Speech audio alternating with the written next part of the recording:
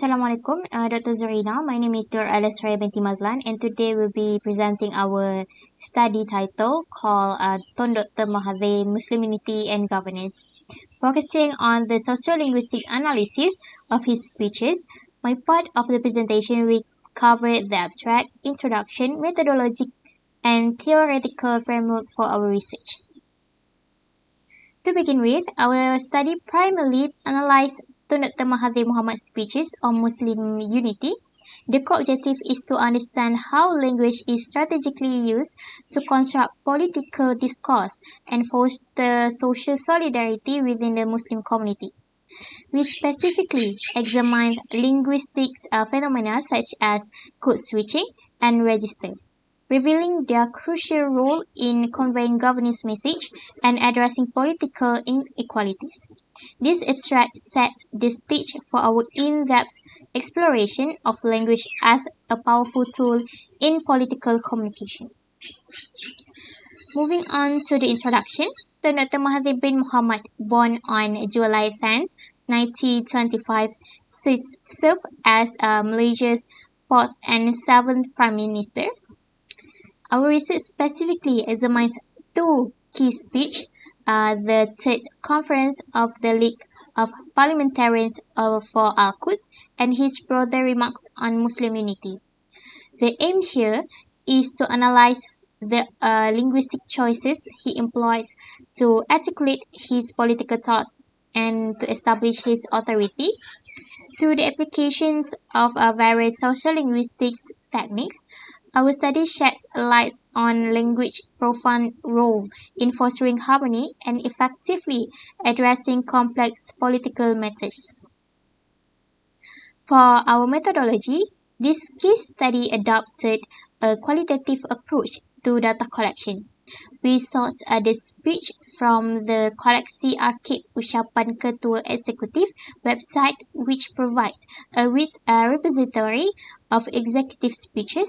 Following the data collection, the transcription of this speech underwent through examination.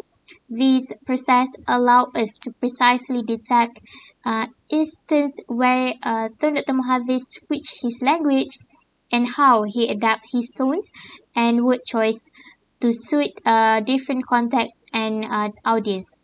This careful analysis was fundamental to understanding his linguistic strategies.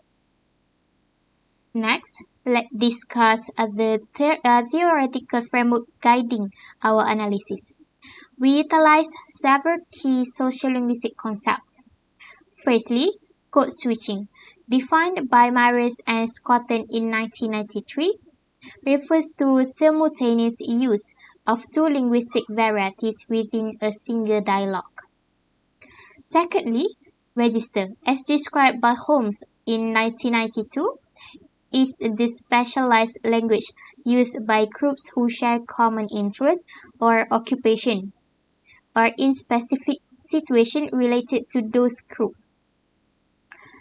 Next, we also consider social class, which involve hierarchical distinction based on wealth, income, education, occupation, and social status.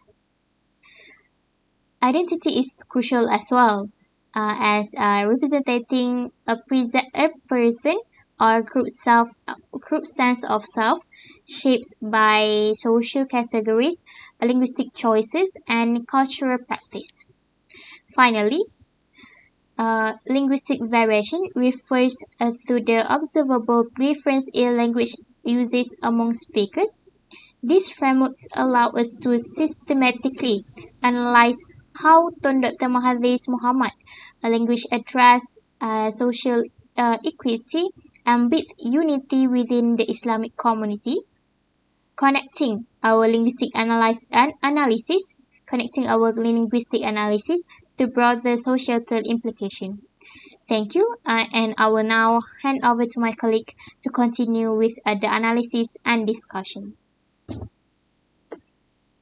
So thank you, ALIA, for presenting. So my name is Siti Sofia binti SYUKRI, and now let's move on to the crucial parts of this case study, which is the analysis. So based on the selected speeches of Tun Mahathir, here we highlight two sociolinguistic concepts which are code switching and register. So code switching means alternate use of two or more languages according to Hermes 1986. In Tun Mahathir's speeches, code switching helps to engage diverse audiences which include international politicians and domestic Malay Muslim. For example, in his speech at Al-Azhar University, Egypt, he used Arabic words such as kun fayakun and translated the meaning of those words into English, which means be and it shall be. So move on to the second concept, which is register. Register means that we need to speak according to the atmosphere and a specific purpose so that it aligns with the situations at that time. So professional manners that are shown by Tun Dr. Mahathir's speeches correspond directly to his governance-focused political themes. For instance, in the second speech that related to Al-Quds is when he mentioned in Malaysia, one political party has convinced its followers. And this refers to a political register because it discussing power, unity, and matters related to the state concerning the Muslim world. Moving on to the social linguistic terms that we have been discovered in those selected speeches, which are identity and social class. So from since ALIA have presenting about the meanings of the identity and social class, so let us continue with the contents. So identity here, Tun Dr. Mahathir's remarks perfectly convey his identity as a renowned political figure and leader who is dedicated to his duties. And this can be seen when he spoke about Al-Quds. The choice of words he used demonstrate the high level of his knowledge and intelligence, as well as why he held the position of Prime Minister at that time. Next is social class.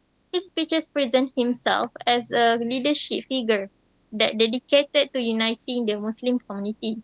And Tun Mahathir rhetorics is not only a political tool, but one of casting his leadership in terms of greater social aspirations, particularly those concerning social justice within the Islamic world. And for the last one, which is the social linguistic variations, we choose the politeness and power dynamic from the speeches. And this for the politeness, a various level of politeness have been used by Tun Dr. Mahathir in his speeches to ensure that the message he wants to convey reaches the listeners. He said, "How long can we go on doing this?"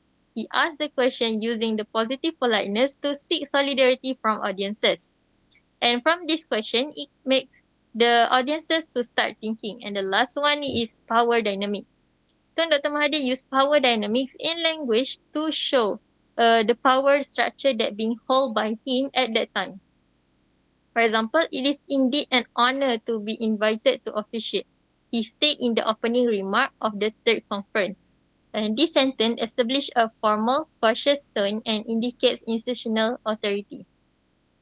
Moving on to the relation to ESG, so we related our speeches to the social aspect and social components that can be associated with this study is first cultural inclusivity and linguistic diversity.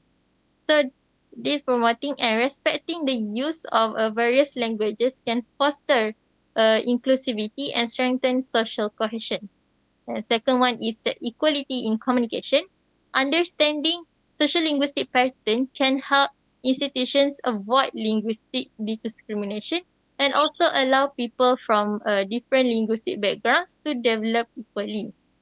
To sum up our case study, the conclusion for this is social linguistic analysis illustrate language's strength in creating political discourse. Those speeches portray ESG themes of unity and leadership. And last one is future studies can examine language used in a political communications across various media. So this is our references that we use for our case study. I think that's all from us. Thank you.